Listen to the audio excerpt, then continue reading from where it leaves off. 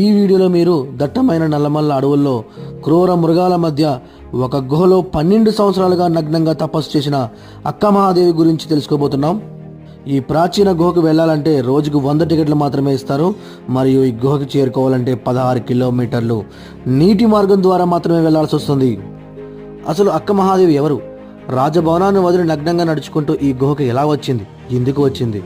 అసలు శ్రీశైలం గర్భగుడిలో అక్కమహాదేవి ఫోటో ఎందుకుంది?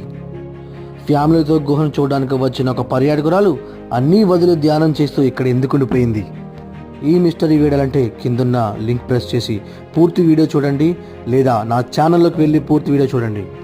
ఈ వీడియో మాత్రం చాలా అద్భుతంగా వచ్చింది. ఖచ్చితంగా వీడియో మొత్తం చూడండి. Thank you. Subscribe subscribe thank you.